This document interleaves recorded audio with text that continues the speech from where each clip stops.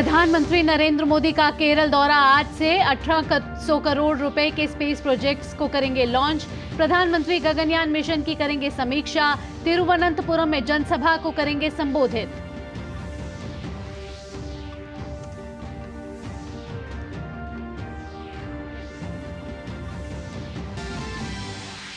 केरल दौरे के बाद प्रधानमंत्री मोदी आज जाएंगे तमिलनाडु। तिरुपुर में विशाल जनसभा को करेंगे संबोधित। मदुरै में डिजिटल मोबिलिटी पहल से संबंधित कार्यक्रम में लेंगे भाग।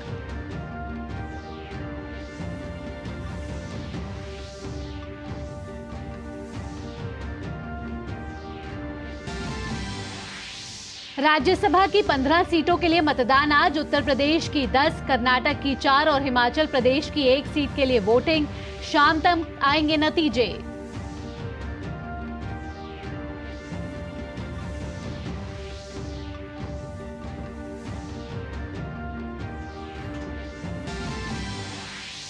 भाजपा का कोलकाता में 3 दिवसीय धरना आज से। पार्टी की पश्चिम बंगाल इकाई के साथ संदेश खाली की महिलाएं भी धरने में होंगी शामिल।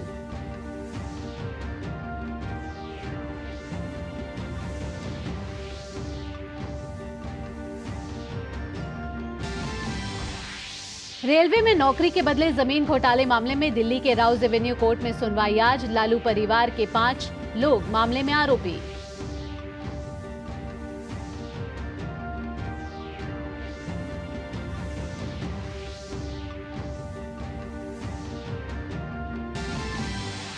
स्वीडन के नाटो में शामिल होने का रास्ता साफ। हंगरी की संसद ने स्वीडन के शामिल होने पर लगाई मोहर। स्वीडन के प्रधानमंत्री ने बताया बड़ा कदम।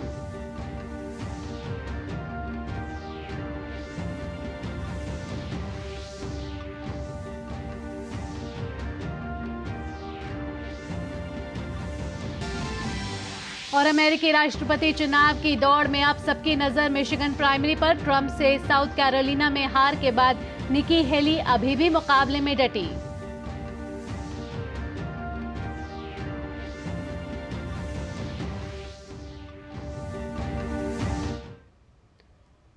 नमस्कार, डीडी न्यूज पर आप सभी का स्वागत है। मैं हूं आपके साथ भावना नैयर। सुर्खियों के बाद अब खबरें विस्तार से। प्रधानमंत्री नरेंद्र मोदी आज से 2 दिनों के लिए 3 राज्यों के दौरे पर जाएंगे। प्रधानमंत्री केरल, तमिलनाडु और महाराष्ट्र का दौरा करेंगे। अपने दौरे के पहले दिन आज वे केरल और तमिलनाडु का दौरा करेंगे। पहले वे केरल जाएंगे। प्रधानमंत्री नरेंद्र मोदी केरल के तिरुवनंतपुरम में विक्रम साराभाई अंतरिक्ष केंद्र का दौरा करेंगे। वे भारतीय अंतरिक्ष अनुसंधान संगठन की 3 महत्वपूर्ण अंतरिक्ष बुनियादी ढांचा परियोजनाओं का उद्घाटन करेंगे। इन परियोजनाओं में सतीश धवन अंतरिक्ष केंद्र, श्रीहरिकोटा में पीएसएलवी एकीकरण सुविधा, महेंद्रगिरी में इसरो प्रोपल्शन कॉम्प्लेक्स में नई सेमी क्रायोजेनिक्स इंटीग्रेटेड इंजन और स्टेज टेस्ट फैसिलिटी और वीएसएससी तिरुवनंतपुरम में ट्राइसोनिक विंड टनल शामिल है। ये 3 परियोजनाएं अंतरिक्ष क्षेत्र के लिए विश्व स्तरीय तकनीकी सुविधाएं उपलब्ध कराने के लिए लगभग 1800 करोड़ रुपए की संचयी लागत पर विकसित की गई हैं।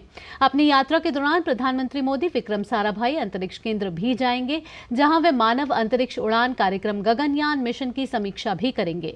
गगनयान मिशन भारत का पहला मानव अंतरिक्ष उड़ान कार्यक्रम है, जिसके लिए विभिन्न इसरो केंद्रों पर व्यापक तैयारी चल रही है।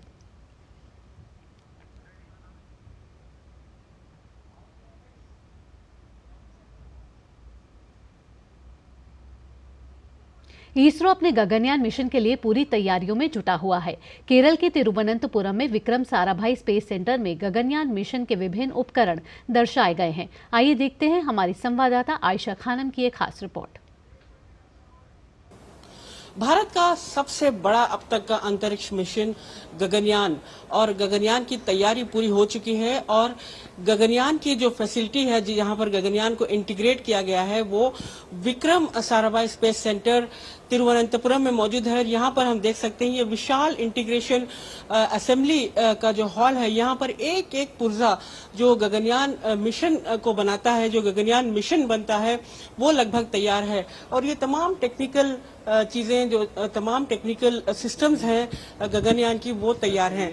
गगनयान की तैयारी को लेकर इसरो इसलिए उत्साहित है क्योंकि इसरो का ये CE-20 क्रायोजेनिक इंजन सफल रहा इसके कई टेस्ट हुए, और ये इंजन जो है अब गगनयान को ह्यूमन रेटेड रॉकेट बनाता है, यानी जो रॉकेट GSLV मार्क 3 रॉकेट होगा वो ह्यूमन रेटेड है, यानी एस्ट्रोनॉट्स जब जाएंगे इस मिशन में तो उनकी सुरक्षा के लिए ये C-20 इंजन जो है अपने तमाम टेस्ट से गुजर चुका है और अब ये ह्यूमन रेटेड रॉकेट के लिए तैयार है। यह है गगनयान का खास सिस्टम यानी सर्विस मॉड्यूल, और इसी सर्विस मॉड्यूल में एस्ट्रोनॉट्स रहेंगे।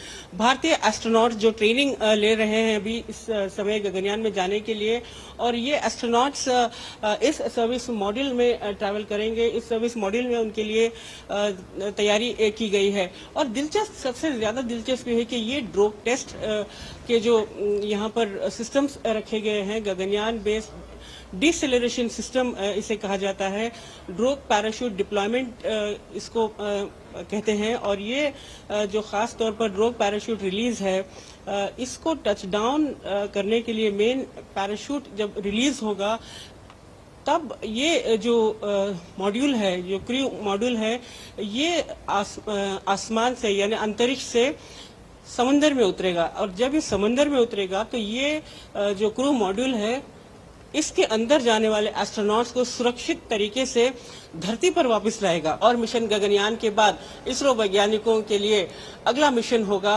भारतीय अंतर्राष्ट्रीय अंतरिक्ष स्पेस स्टेशन, जिसकी तैयारियां भी इसी सेंटर में शुरू हो चुकी हैं।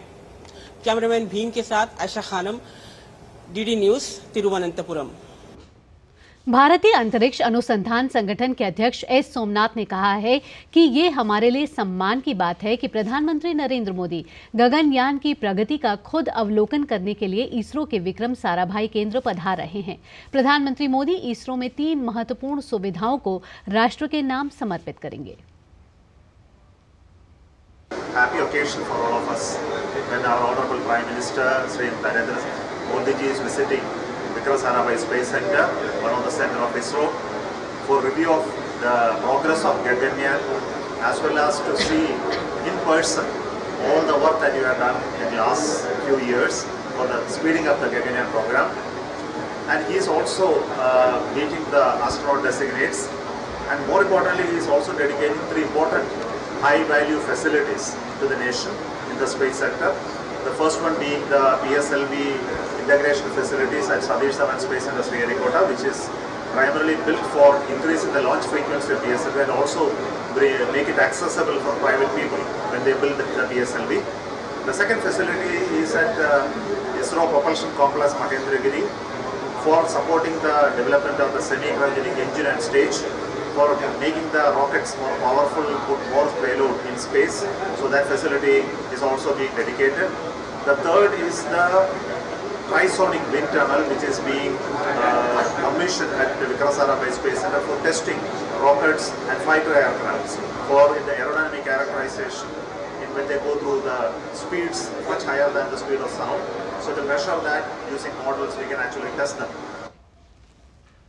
प्रधानमंत्री नरेंद्र मोदी आज केरल के तिरुवनंतपुरम में जनसभा को संबोधित करेंगे। DD न्यूज की संवाददाता आयशा खानम ने प्रधानमंत्री मोदी के केरल दौरे को लेकर केंद्रीय राज्य मंत्री V मुरलीधरन से खास बात की है। प्रधानमंत्री नरेंद्र मोदी खुद केरल को लगातार विकास का एक केंद्र बनाना चाहते हैं दक्षिण भारत में, और लगातार प्रधानमंत्री नरेंद्र मोदी के केरल के दौरे से यहाँ के लोगों में काफी उम्मीदें जगी है, काफी उत्साह है। बात करते हैं केंद्रीय राज्य मंत्री V मुरलीधरन के साथ, यहाँ पर जो प्रभावी नेता हैं और हाल ही में जो बीजेपी की पदयात्रा खत्म हुई उसके साथ जुड़े रहे। धन्यवाद हमसे बातचीत करने के लिए मुरलीधरन जी।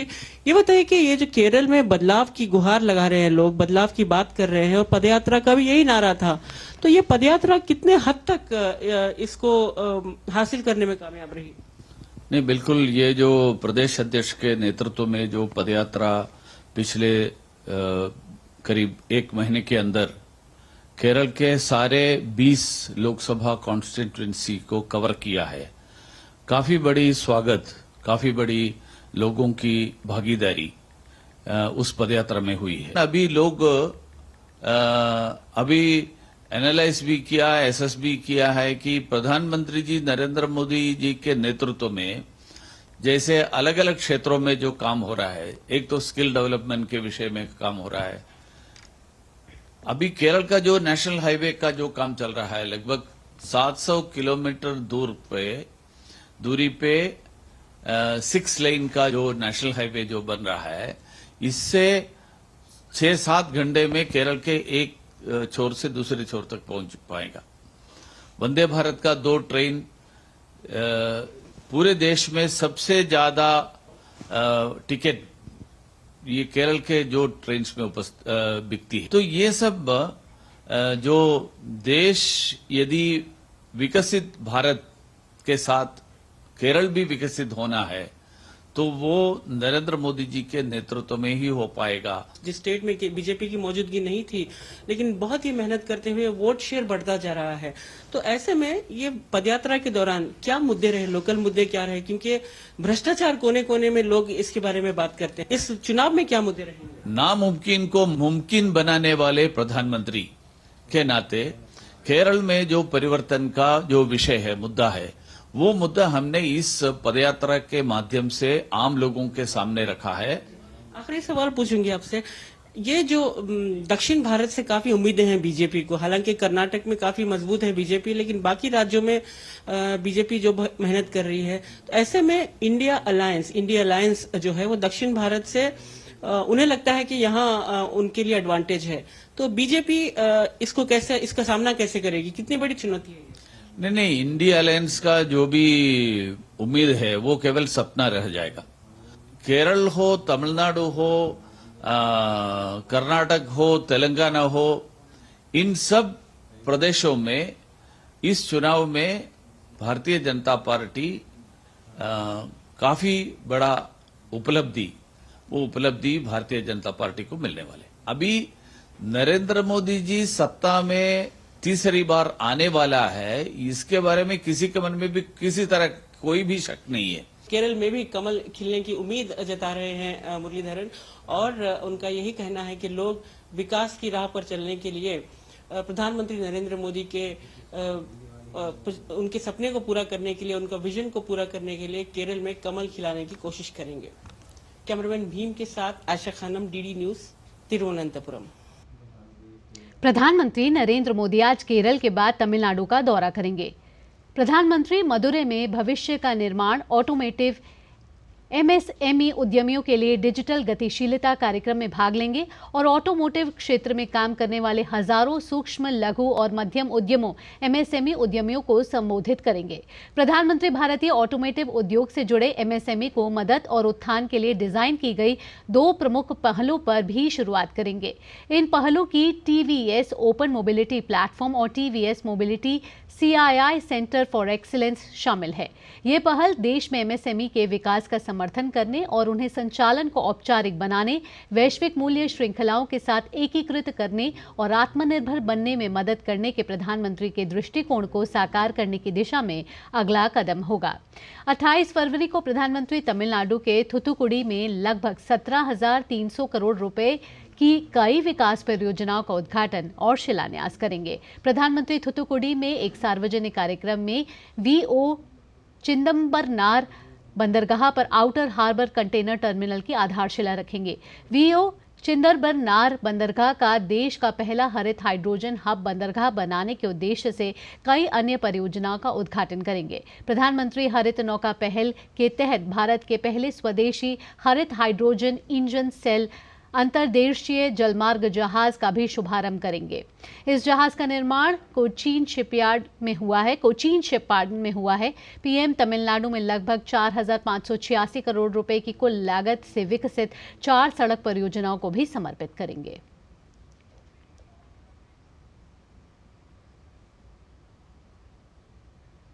प्रधानमंत्री नरेंद्र मोदी तिरुपुर जिले में विशाल जनसभा को भी संबोधित करेंगे। प्रधानमंत्री के दौरे से पहले वहां विशेष तैयारियां की गई हैं। साथ ही प्रधानमंत्री के दौरे को लेकर लोगों में खूब उत्साह है।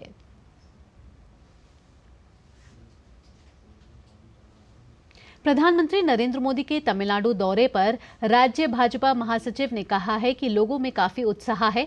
साथ ही उन्होंने कहा कि प्रधानमंत्री के दौरे से तमिलनाडु की राजनीतिक स्थिति में भी बदलाव आएगा।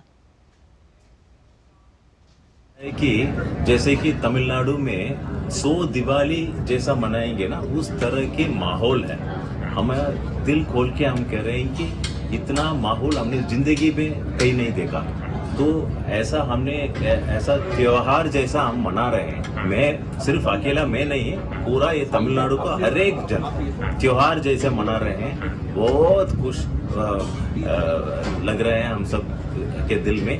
और जैसे आप देख रहे हैं कि इतने लाखों संख्या में हमने चार्ज डाले हैं। उम्मीद है कि लगभग 15 लाख लोगों का अभी उतना उम्मीद है।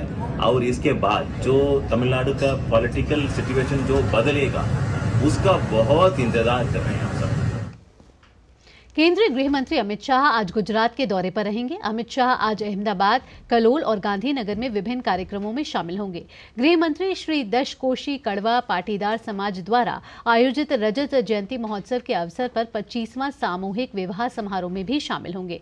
अमित शाह कपिलेश्वर महादेव मंदिर में दर्शन और पूजा अर्चना करेंगे। इसके अलावा अमित शाह गांधीनगर नगर निगम के विभिन्न विकास कार्यों का शिलान्यास और लोकार्पण भी करेंगे।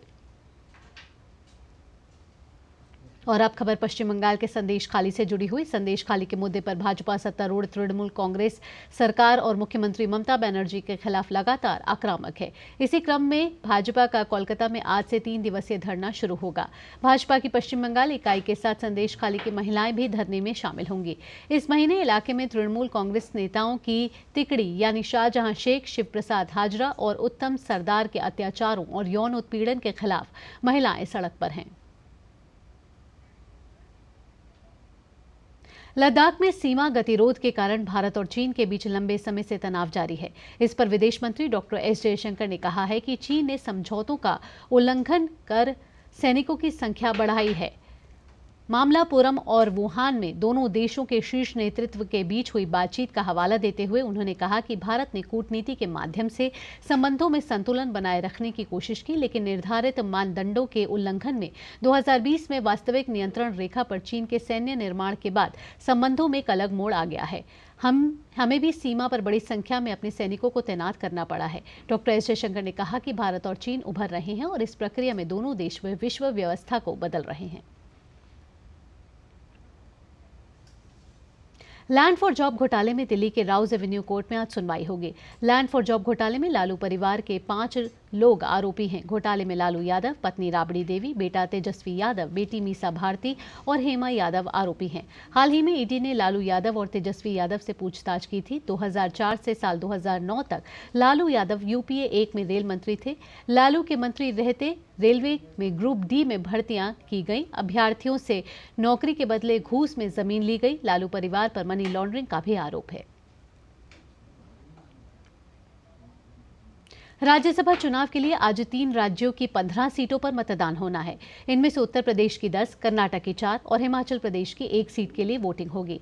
आज सुबह 9 बजे से शाम 4 बजे तक वोटिंग होगी। इसके बाद मतगणना होगी। इससे पहले 41 सीटों पर निर्विरोध निर्वाचन हो चुका है।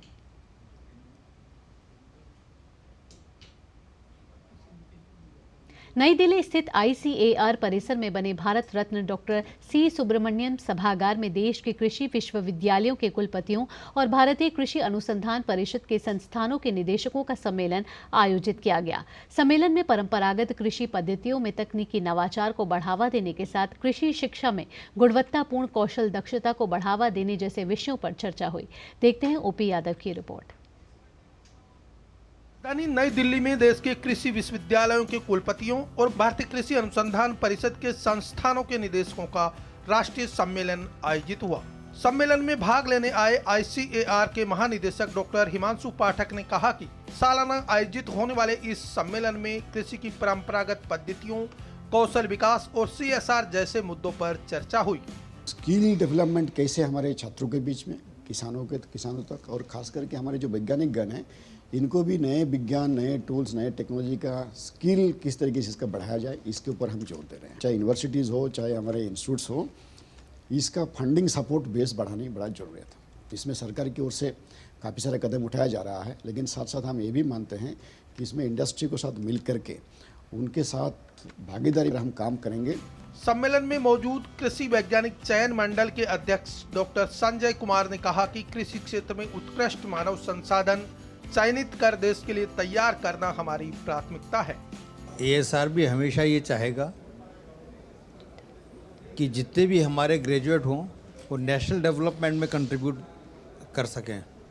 तो हमारा इसलिए यही प्रयास रहता है ASRB के अंदर कि हम बेस्ट टैलेंट को अट्रैक्ट करें और बड़े टाइमली अट्रैक्ट करें। हम कोशिश करते हैं कि जो नेशनल प्रॉब्लम को समझे और नेशनल डेवलपमेंट में कंट्रीब्यूट कर सके थ्रू एग्रीकल्चर, हम ऐसे टैलेंट को हमेशा अट्रैक्ट करना चाहेंगे। इस दौरान भारतीय कृषि अनुसंधान परिषद के उप महानिदेशक शिक्षा डॉक्टर RC अग्रवाल ने कहा कि नई शिक्षा नीति के तहत नए कौशल दक्षता से पूर्ण वोकेशनल कोर्स शुरू किए जा रहे हैं। हमें डिस्कस कर रहे हैं कि किस तरह से नए वोकेशनल कोर्सेज शुरू करें, हम लोग जो है किस तरह से ज़्यादा स्किल डेवलपमेंट पर फोकस करें, क्या क्या उसकी पॉसिबिलिटीज़ हो सकती हैं, और जो राष्ट्रीय शिक्षा नीति है उसके कार्यान्वयन में, उसके इम्प्लीमेंटेशन में किस तरह से और नई नई चीज़ें हम शुरू करें। 2 दिन तक चलने वाले इस महत्वपूर्ण सम्मेलन में एजुकेशनल एक्सपीरियंस, स्किल एक्सपीरियंस और लर्निंग एक्सपीरियंस से छात्रों को आत्मसात कराने के साथ CSR का कृषि शिक्षा और शोध और प्रसार कार्य में कैसे बेहतर उपयोग हो, इस पर चिंतन मनन होगा। राजधानी नई दिल्ली में कृषि विश्वविद्यालयों के कुलपतियों और भारतीय कृषि अनुसंधान परिषद के निदेशकों का वार्षिक सम्मेलन आयोजित किया गया। सम्मेलन में एक ओर जहां कौशलता युक्त गुणवत्तापूर्ण शिक्षा देने पर जोर दिया गया, वहीं शिक्षा शोध और अनुसंधान को बढ़ावा देने के लिए CSR फंड जुटाकर अत्यधिक संसाधनों को बढ़ावा देने पर भी सहमति बनी। मेरे सहयोगी कैमरामैन अजय कुमार के साथ मैं OP Yadav, DD news, Delhi. अब अंतर्राष्ट्रीय खबरों पर नजर डालते हैं। स्वीडन का नाटो सदस्य बनना तय हो गया है। हंगरी की संसद ने स्वीडन की सदस्यता के पक्ष में मतदान किया। इसमें 18 महीने से स्वीडन के नाटो में शामिल होने की अनिश्चितता खत्म हो गई है। स्वीडन के प्रधानमंत्री उल्फ क्रिस्टरसन ने इसे बड़ा कदम बताया है। वहीं अमेरिका के राष्ट्रपति पद के चुनाव में अब सबकी नजर आज होने वाले मिशिगन प्राइमरी पर होगी। रिपब्लिकन उम्मीदवार निकी हेली अपने गृह राज्य साउथ कैरोलिना में डोनाल्ड ट्रंप से हार गई थी, लेकिन अब वे मैदान में डटी हुई हैं। आज होने वाले मिशिगन प्राइमरी के मतदान से पहले निकी हेली के प्रचार अभियान दल ने कहा कि साउथ कैरोलिना के पूर्व गवर्नर ने केवल जमीनी स्तर के समर्थकों द्वारा 10 लाख अमेरिकी डॉलर जुटा लिए हैं। इसी के साथ इस बुलेटिन में इतना ही। मुझे दीजिए अनुमति। अगला कार्यक्रम आप देखेंगे नया सवेरा, मेरे और मेरे सहयोगी कृतिका के साथ। नमस्कार।